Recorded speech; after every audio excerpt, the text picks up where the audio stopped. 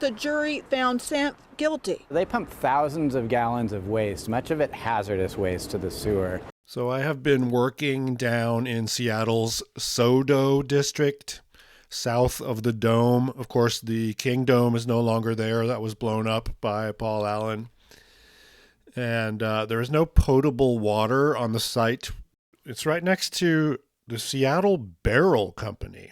Now, I'm not sure if there's a connection between the potable water situation down there and the Seattle Barrel Company, but it got me thinking. So I looked up this company, and that would be today's episode, Doom Planet podcast number 137, Over a Barrel, Seattle's Toxic Sanft Family. That would be Al Sanft, who passed away a while ago, Louie Sanft, and what I believe is probably his cousin, John Sanft.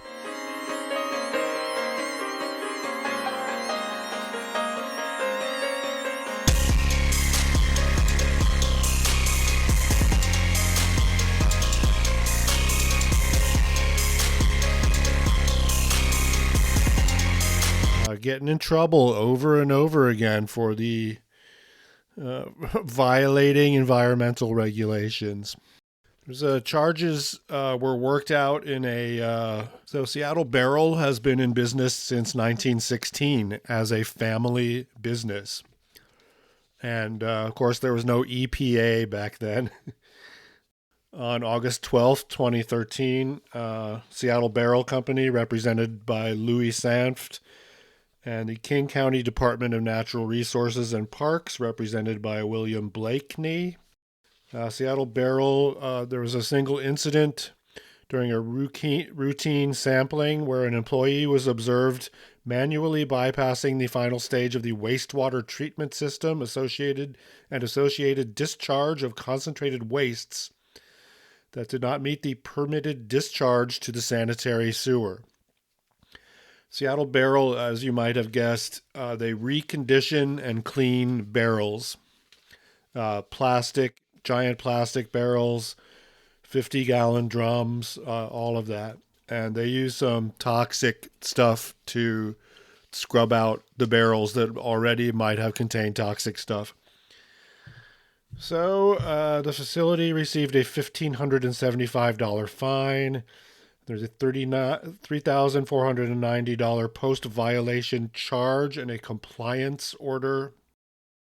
And a small price to pay for dumping toxic crap in the sewer. And again, SoDo is right adjacent to the Duwamish River, one of the most polluted Superfund sites in the country. So we jump to 2019 press release from the Department of Justice. Seattle Barrel and Cooperage Company, an owner, indicted for 10-year water pollution scheme. They used hidden drain, pump, and repeated lies to regulators to routinely dump highly caustic pollutants into the sewer system. A 36-count indictment charging Seattle Barrel and Cooperage Company and its owner Louie Sanft and plant manager John Sanft with a 10-year scheme to illegally dump caustic waste. Now, the judge decided to sentence the business owner to 18 months in prison. He will also have to pay a $250,000 fine. Live in Seattle, Natalie Swaby, King 5 News. Seattle Barrel's business involves collecting used industrial and commercial drums and reconditioning and reselling them.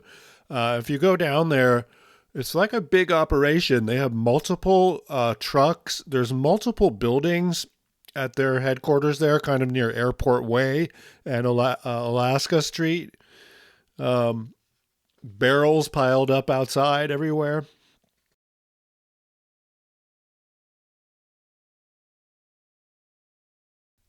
Part of the reconditioning process, according to the Department of Justice, is to wash the barrels in a highly corrosive chemical solution with a very high pH level. Seattle Barrel has operated under a discharge permit that prohibits it from dumping effluent with a pH exceeding 12 into the sewer. King County conducted covert monitoring of Seattle Barrel in 2013 and discovered the company was illegally dumping effluent. They fined the company $55,250. Is that in addition to the... Oh, okay. And then later they agreed to reduce the fine. That's the plea deal that I was reading about. When Seattle Barrel installed a pre-treatment system for wastewater. In 2016, Louie Sanft represented to King County in a written monthly certification that the company had become a, quote, zero discharge facility and was not discharging any industrial wastewater to the sewer, which eventually leads to the Puget Sound and the ocean. And now a word from our sponsor. At Al's Seattle Barrel Company, we've been supplying premium new and reconditioned drums and barrels since 1916. We provide reliable, for material handling to customers in the United States and abroad. Our goal is to provide each customer's needs, one at a time, with new and reconditioned drums.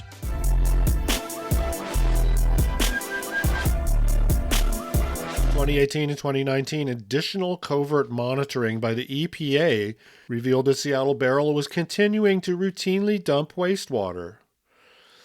EPA agents obtained a search warrant, and they installed real-time monitoring equipment that allowed them to determine when the dumping was taking place. Sure enough, according to the Justice Department, early on the morning of March 8, 2019, the covert monitors indicated Seattle Barrel was dumping high pH material into the sewer. Agents executed the warrant and entered the building. Inside, they discovered a portable pump on the floor near the tank of caustic solution. Then they discovered the pump was being used to pump solution to a nearby hidden drain that had never been disclosed to King County, a drain that led directly to the sewer system. So John Sanft is Louie's cousin. I couldn't find out if he's ever served any time. We'll get to that. But I did see him, so I saw a picture of him. I did see Louie working at Seattle Barrel. Clearly, 50-something guy working with a bunch of young guys driving a forklift. So good for him. He's not an absentee toxic waste violator, that's for sure. And of course, the next day or so later, the Seattle Times. I guess that's a great way to get a story, is crib off a press release from the government.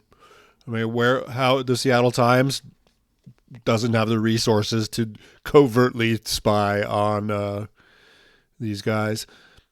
December 18th, 2019, Seattle Barrel Company used hidden drain to dump caustic material into sewer, federal prosecutors say. A sensitive sewer flow meter tipped them off. They sent a camera-mounted robot into the sewer to investigate. Okay. 36-count grand jury indictment. And then, of course, 2012, King County industrial waste employee witnessed John, Louie's cousin, dumping an oily material into the sewer. We went over that. The $50,000 fine was reduced to a few grand, a slap on the wrist. By the way, the Sanft family is very wealthy.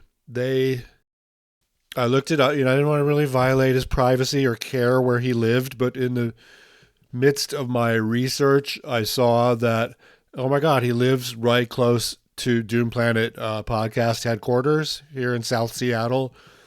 And I looked it up, and it's it's in a spectacular location on the top of the highest hill in the neighborhood with a 360-degree views. There's a swimming pool up there. It's like a compound. There's a couple other owners up there. $3 million, 6-bedroom, 5 baths, 5,800 square feet.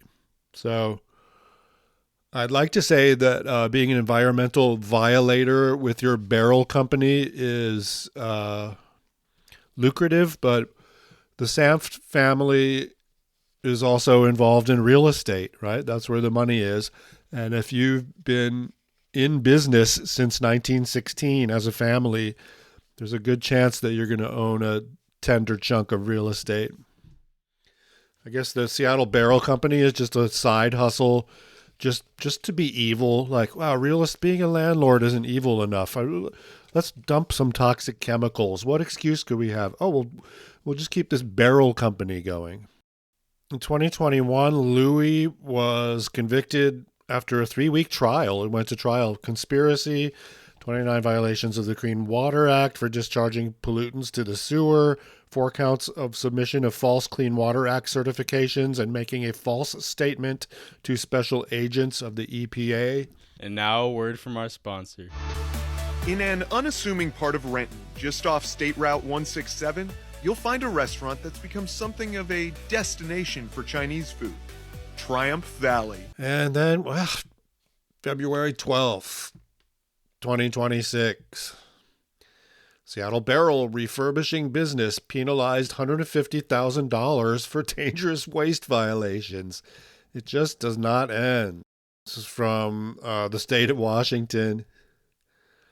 Seattle Barrel Company has had previous environmental compliance issues leading to a penalty from Ecology in 2014, a legal order from Ecology in 2017, and criminal convictions, with the penalty secured by the U.S. Department of Justice and the U.S. Environmental Protection Agency in 2023. 2025, of course, was the big bust. But since then, they've been penalized again. From Como News. History of environmental violations, $150,000 fine. Again, that's a slap on the wrist, right? It's not assault or murder or rape, but destroying the environment by willfully dumping toxic chemicals into the sewer, that is some seriously antisocial and evil shit. I guess the big question is Louie rotting away in jail right now? I think a person with those resources at their disposal is not going to serve any time. So Al Sanft died, the patriarch, although he is a Nepo baby who inherited his wealth from his parents who owned the business. He died in 2012. He was 80. Born in 1932 in Seattle, Washington, to proud Jewish parents Ada and Louie Sanft. Spent much of his childhood with his mother Ada at Brenner's Bakery. Okay, his aunt and uncle were the founders of Brenner's Bakery. Excellent.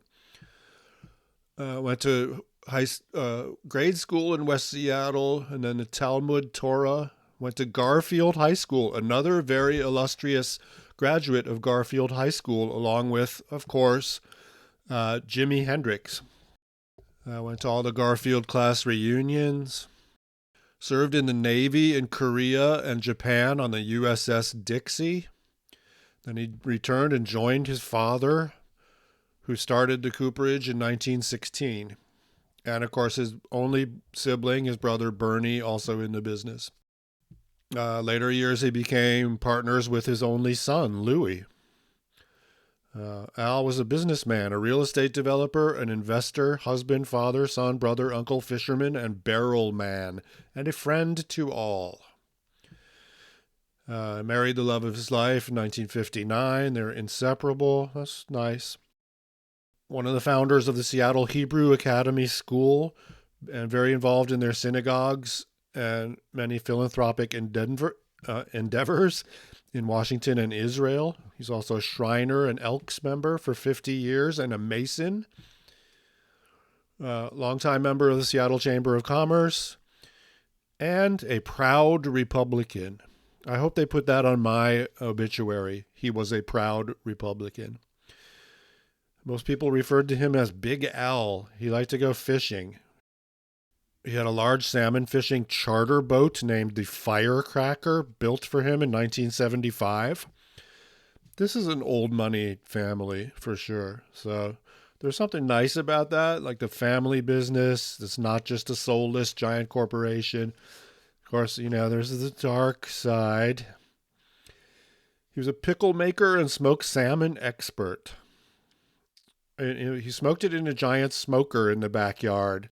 I don't know, I like this guy. Now, I'm going to point out really quickly, probably a Zionist, but we don't need to go into that.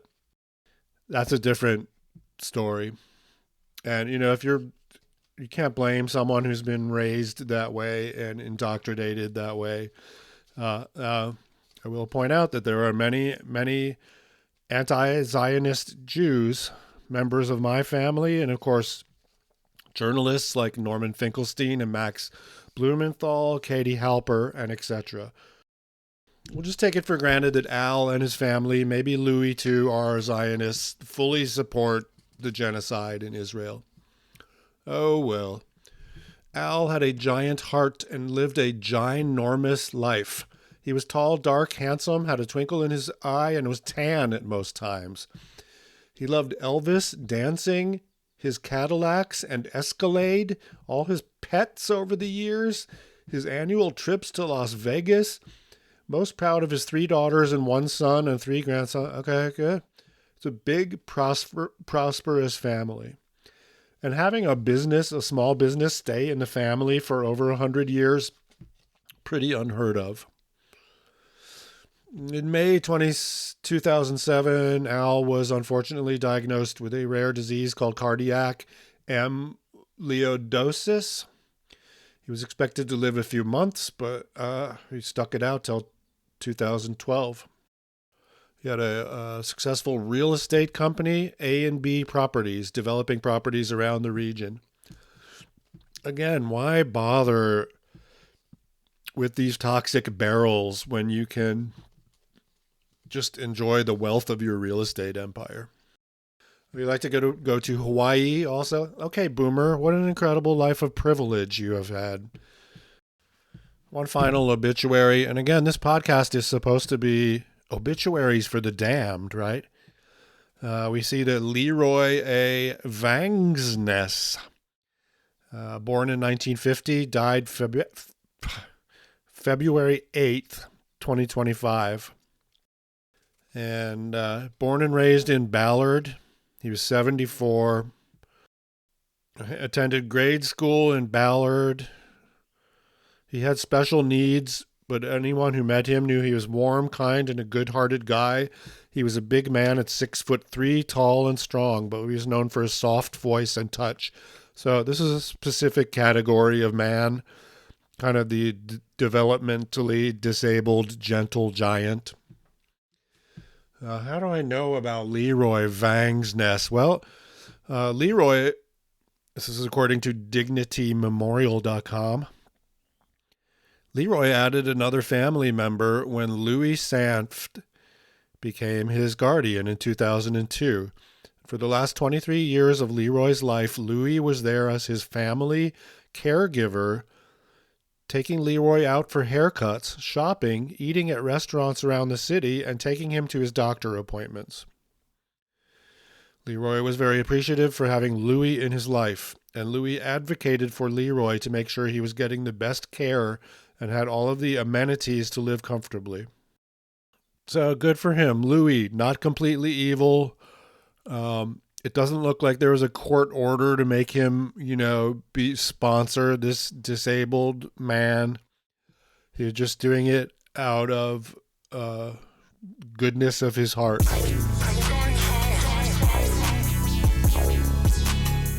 Over a Barrel, Seattle's toxic Sanft family.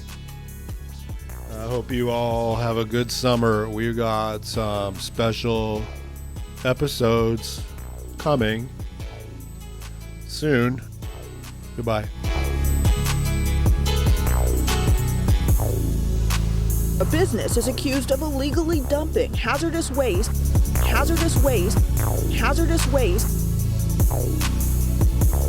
Where the fuck are my cigarettes, bitch?